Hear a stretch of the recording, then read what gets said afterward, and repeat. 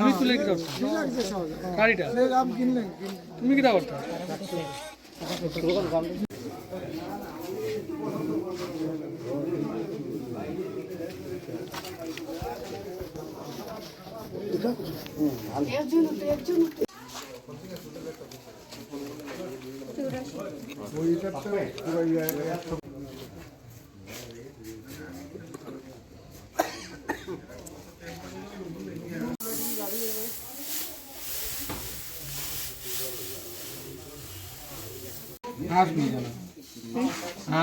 আশিটা বারোই না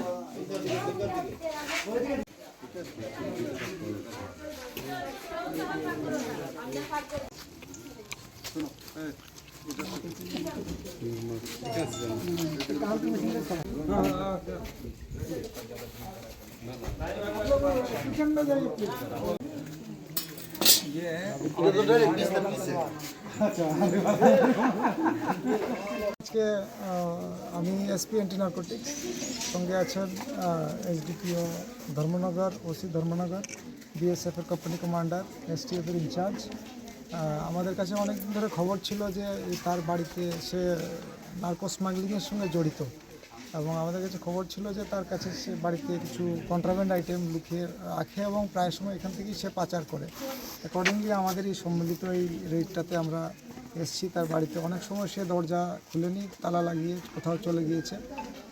সঙ্গে আমরা এক্সিকিউটিভ ম্যাজিস্ট্রেট তাকে সঙ্গে নিয়ে এসে তার এখানে তার যা অ্যাজ পার ল সার্চ করেছি। সার্চের সময় আমরা পেয়েছি তার ঘর থেকে কিছু শার্প কাটিং ওপেন, সঙ্গে আছে কিছু প্যাকেজিং করার, অর্থাৎ ব্রাউন সুগার, ইয়াবা ট্যাবলেট প্যাকেজিং করার কিছু পলিথিনের প্যাকেটস, সঙ্গে একটা হিসাবের খাতা যেগুলির মাধ্যমে সে ট্রানজ্যাকশন করে বলে স্মাগলিংয়ের। আর টাকা আছে প্রায় 3 লাখ টাকা। আর কাউন্টিং মেশিন একটা পেয়েছি, টাকার কাউন্টিং মেশিন। এটা আমাদের যে খবর ছিল, আমরা আসার পর দেখতে পেলাম ঠিকই এটা সত্যিই খবর, যদিও আমরা কোনো কন্ট্রাব্যান্ড আইটেম পাইনি। তা আমরা আশা করি ওকে আমরা আইন অনুসারে যা সম্ভব তাকে আমরা ব্যবস্থা করব। এই সঙ্গে আমরা এই জাতীয় যারা করছে এটা একটা মেসেজ নেশামুক্ত ত্রিপুরা, কারণ এখন আমরা আমাদের এইটা বর্ডার অঞ্চল, আমাদের বিভিন্ন অঞ্চলে সেই সমস্যাটা আছে আমরা জানি।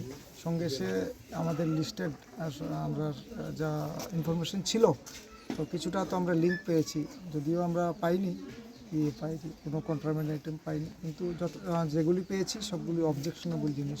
টাকাটা বাকি আইন অনুসারে কি করবেন ধর্মনগর থানা, সেটা পরে দেখা হবে। আপাতত সেটা আমরা দেখছি কি করা যায়। শুধু যদি সে কাগজ দেখাতে পারে সে টাকা নিয়ে যাবে। পরবর্তী পদক্ষেপ আপনার কি হবে? আমরা এই পদক্ষেপ আমাদের সম্মিলিত প্রচেষ্টা থাকবে যারা আছে, এটা মেসেজ সবার জন্য আমরা চেষ্টা করব আইন অনুসারে যতটুকু সম্ভব রেড করব, সার্চ করব, আর সবার যাতে সহযোগিতা পাওয়া যায়। স্যার আরেকটা বিষয়,